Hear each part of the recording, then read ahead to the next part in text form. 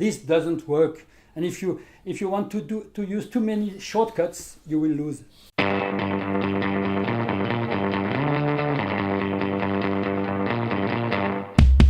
Welcome back to Strategic Selling Group, Sales Masterminds, all the followers of this Talking Sales video series. Great to have you with us, and great to have Loic Simon with me again. Welcome, Loic. Welcome, John. Hey, Loic, we've had a number of great discussions. We've talked about the definition of social selling. We've talked about why is this so important and how, the return on investment that is obviously there, but with the way the world of sales is changing, why social has a critical role in the way we sell in the future. That was great. We talked about how to implement it. First of all, building profile, and then looking at process, and then looking at patience. All great stuff. But there's a lot of managers sitting back there thinking, to implement social selling, they don't understand it themselves. What are the challenges and issues they're likely to face? Yeah, for sure. If you want to deploy, or if you want to start even social selling in your organization as a sales leader, you need to be aware of some obstacles that you will run upon. Yeah? The first one is the internal culture, the sales culture that you may have in your sales leadership, by the way, in your organization.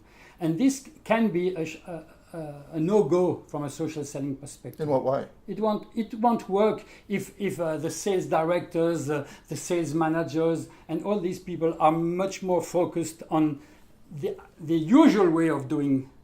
So it's resistance to change on the management perspective. Okay. This is a cultural problem that we face in some organizations. So you just need to be aware of this and make sure that management is in and not out of it. So it's not just a question of training people on LinkedIn on tips and tricks. It won't work.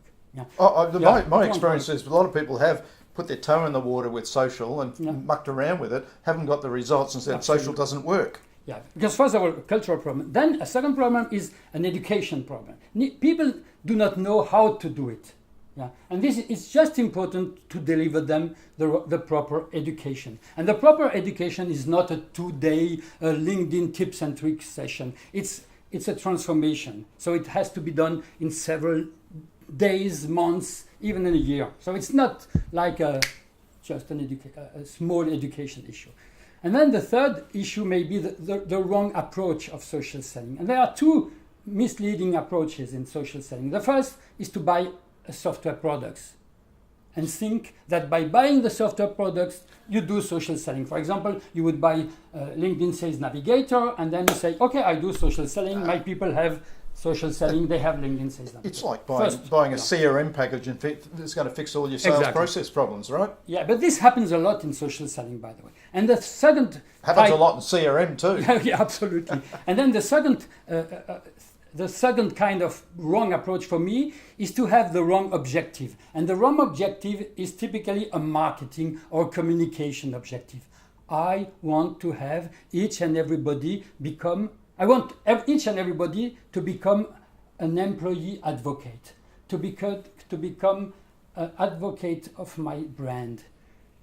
And this is a wrong approach right now. Mm-hmm. Because as long as salespeople do not understand the why and the how of social selling, having them become brand advocates will turn them into robots, into clones, into people who will just push brand information throughout the networks, and it won't work. That's a very, very important point. It's called social selling because it's all about how we use social through that whole sales and buying process and help customers buy, isn't it? Yeah. Not so we can be advocates or build a brand, right? Employee advocacy should not be an objective. It should be an outcome of social selling. Once your people become good social sellers, then they will naturally become brand advocates. So social selling has to help them sell. Yeah. Yeah.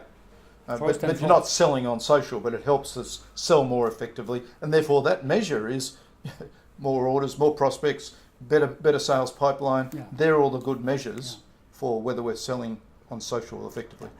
But now, if you want to start social selling or deploy it, you need to have some critical success factors in your mind. Mm-hmm. The first is your people must understand the why it's important for them. It's the first step. Once they have understood the why, then they need to be accompanied in order to master the how. how they develop their profile, how they have the right routine, the right process, etc., and patience. Yeah. Sorry, I'm French, so sometimes my tongue is getting on.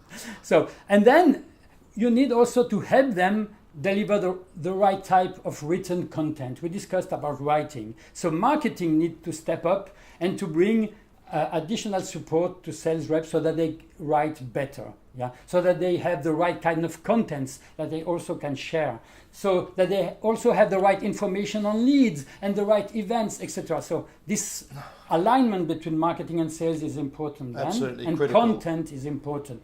And then the last thing is you need to have an education program in place, to make really sure that your people continue to learn all the time.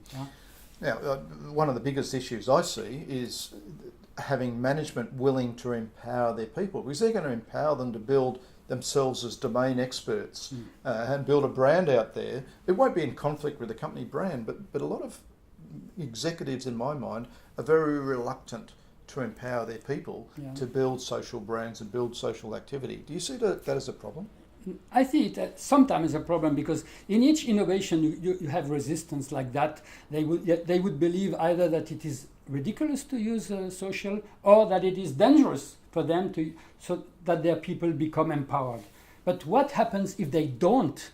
Exactly. The return on non-investment is here very important. If you don't do it, what will happen to your sales? That is what's important. It's like not that some of them may go to competition or whatever once they are empowered. This is not the most important, honestly. I actually heard an executive once said, I'm not going to train my salespeople and invest so much in them because they'll just go to the competitor.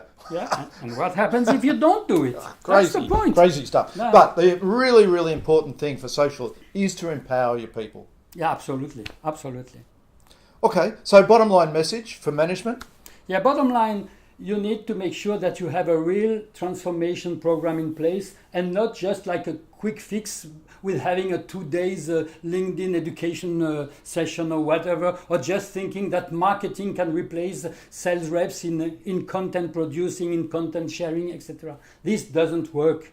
And if you want to use too many shortcuts, you will lose. Loic, thank you very much. I've really enjoyed this series of discussions with you. I look forward to the next opportunity. Yeah, me too. Thank you. Thank you, John. Thank you. Make sure you bring your questions to the table for Loic. This is a subject that we all need to learn more about, get practiced at, because it's not all that old, obviously.